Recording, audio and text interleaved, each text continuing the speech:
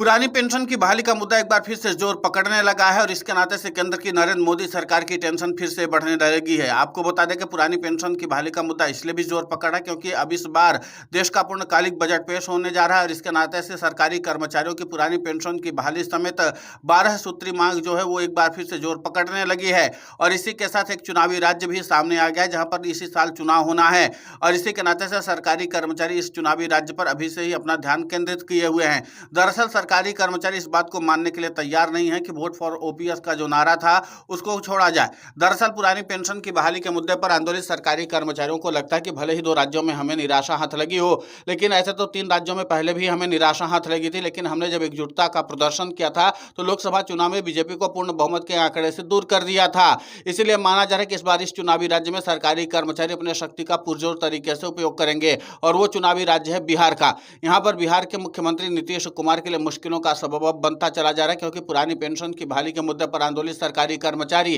कई बार बिहार में जंगी प्रदर्शन कर चुके हैं और इसके नाते से सरकारी कर्मचारियों का उत्साह अब एक बार फिर से लौट आया है। सरकारी कर्मचारियों को लगता है कि बिहार में जिस तरीके से काफी ज्यादा उनका प्रभाव है, वोट बैंक पर अच्छी खासी पकड़ है, उसके नाते से राज्य के मुख्यमंत्री नीतीश कुमार को चुनौती दे सकते हैं और बिहार में बीजेपी का भी गुड़ागणित बिगाड़ सकते हैं। और उसके पहले अगर सरकारी कर्मचारियों के लिए 12 सूत्री प्रोग्राम में केंद्र की नरेंद्र मोदी सरकार ने कोई ध्यान नहीं दिया और उनकी मांगों को प्रमुखता के आधार पर विश्वास नहीं दिलाया और उनको महत्व नहीं दिया, तो जाहिर सी बात है कि यह सरकारी कर्मचारी बिहार के विधानसभा चुनाव में घेरेबंदी करेंगे। और इन सब के बीच में सियासी दलों की तरफ से भी पुरानी पेंशन की बहाली के मुद्दे को हवा दी जा रही है। आपको बता दें कि जब पुरानी पेंशन की बहाली के मुद्दे पर आंदोलित सरकारी कर्मचारी काम कर रहे थे तो उसी दरमियान बिहार की मुख्य विपक्षी पार्टी आरजेडी के जो अध्यक्ष हैं तेजस्वी यादव, उन्होंने सरकारी कर्मचारियों से वादा किया था कि उनकी सरकार जब बनेगी तो पुरानी पेंशन की बहाली करेंगे। अब तेजस्वी यादव को लगता है कि सरकारी कर्मचारियों को साधने का यही सबसे अच्छा मौका है कि चुनावी सीजन में पुरानी पेंशन की बहाली के मुद्दे को हवा दी जाए।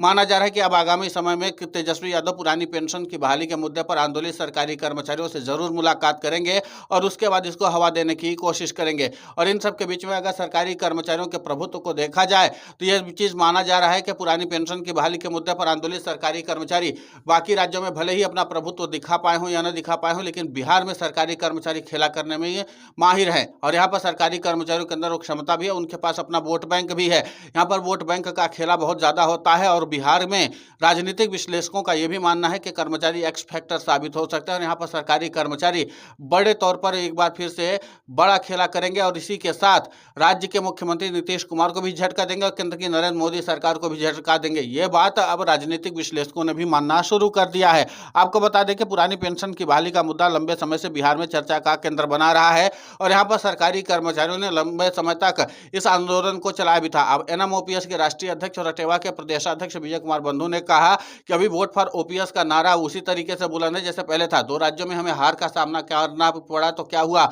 हम बाकी राज्यों में भी अभी इसी तरीके से अपना आंदोलन चलाते रहेंगे। जाहिर सी बात है कि वोट की चोट से आज नहीं तो कल सरकार को चेतावनी आएगी और सरकार सरकारी कर्मचारियों की मांगों की ओर ध्यान देगी। लेकिन इसके पहले सरकारी कर्मचारियों का यह भी मानना है कि पुरानी पेंशन की बहाली के मुद्दे पर नई रणनीति के तहत अब काम करने की जरूरत है। आपको बता दें कि पुरानी पेंशन की बहाली के मुद्दे पर आंदोलित सरकारी कर्मचारियों ने जिस तरीके से रणनीति बनाई थी उसके नाते से राज्य को जो नीतीश सरकार है वो हालांकि सरकारी कर्मचारियों को ध्यान नहीं दी थी, लेकिन इसका मतलब ये भी नहीं कि सरकारी कर्मचारियों का प्रभाव नहीं है। लेकिन सबसे पहले ध्यान देना होगा पूर्णकालिक बजट का। अगर पूर्णकालिक बजट में सरकारी कर्मचारियों को, खासकर केंद्रीय और राज्य स्तर के सरकारी कर्मचारियों को कोई तरजीह केंद्र की सरकार नहीं देगी तो फिर नीतीश कुमार के खिलाफ और भी ज्यादा गुस्सा बढ़ जाएगा। कारण भी है क्योंकि नीतीश कुमार के सहयोग से केंद्र की सरकार चल रही है और जाहिर सी बात है कि नीतीश कुमार के ऊपर दबाव भी ज्यादा बढ़ेगा सरकारी कर्मचारियों का। सरकारी कर्मचारी किसी भी हाल में अब इस मामले को लेकर के कॉम्प्रोमाइज नहीं करना चाहते हैं। सरकारी कर्मचारियों को पता है कि पुरानी पेंशन की बहाली के मुद्दे पर लड़ाई का मुख्य सूत्रधार अगर नीतीश कुमार हैं तो नीतीश कुमार के ऊपर 2 तरफा दबाव बनाया जाए। एक तो बजट को लेकर के केंद्र की नरेंद्र मोदी सरकार के ऊपर दबाव बनाने से अच्छा है कि नीतीश कुमार को टारगेट कर लिया जाए। नीतीश को अगर लगेगा कि यहाँ पर सियासी समीकरण उनका बिगड़ रहा है तो नीतीश कुमार पलटी मारने में भी देरी नहीं करते हैं। इसलिए नीतीश कुमार के ऊपर इतना दबाव बना दिया जाए कि अभी से चुनाव की घोषणा से पहले पहले नीतीश कुमार पलटी मार करके मुख्य विपक्षी गठबंधन इंडिया में शामिल हो जाए और इसके नाते से सरकारी कर्मचारियों का प्रभाव और ताकत दोनों बढ़ जाएगी और इसीलिए सरकारी कर्मचारी 2 तरफा अटैक करने की तैयारी में लगे हुए हैं। और इसीलिए जो ओपीएस के प्रतिनिधि हैं, जो ओपीएस बहाली के लिए लगातार आंदोलन चला रहे हैं, उनका भी ये मानना है कि नीतीश कुमार एक अच्छा तरीका है जिसके जरिए हम लोग पुरानी पेंशन की बहाली 2025 में करवा सकते हैं। पहली बात यह है कि नीतीश कुमार का जब सियासी समीकरण बिगड़ेगा तो पलटी भी मारेंगे, दूसरी बात यह भी है कि जब नीतीश कुमार का वोट बैंक खिसकेगा तो वो केंद्र की नरेंद्र मोदी सरकार से भी अपना समर्थन वापस ले सकते हैं। और जाहिर सी बात है कि जब नरेंद्र मोदी सरकार से समर्थन वापस लेंगे तो उनकी चुनावी जो गुड़ागड़ित है वो बिगड़ेगी और उसी के नाते से केंद्र की नरेंद्र मोदी सरकार हिलने लग जाएगी। तो जाहिर सी बात है कि जब एक मांग मान लेने से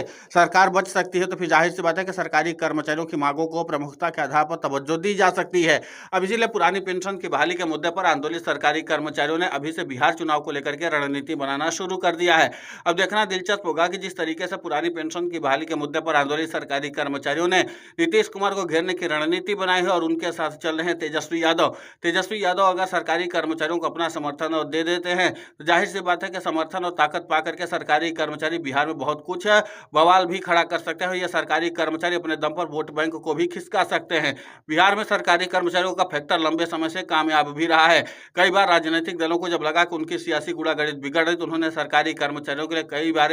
लोक लुभावने वादे भी किए थे। अब इसी के नाते से इस बार भी चुनावी मुद्दे में पुरानी पेंशन की बहाली का मुद्दा अभी से सिर उठाने लगा है। फिलहाल इस पूरे घटनाक्रम को लेकर के आपकी प्रतिक्रिया बहुत महत्वपूर्ण होती है, आप हमें कमेंट करके जरूर बताएं। साथ ही पुरानी पेंशन की बहाली के मुद्दे पर हम लगातार आंदोलित होकर के खबरें चला रहे हैं। आप हमारे समर्थन के लिए चैनल को सब्सक्राइब करें, खबर को ज़्यादा से ज़्यादा शेयर करें ताकि पुरानी पेंशन की बहाली का मुद्दा और बुलंद हो।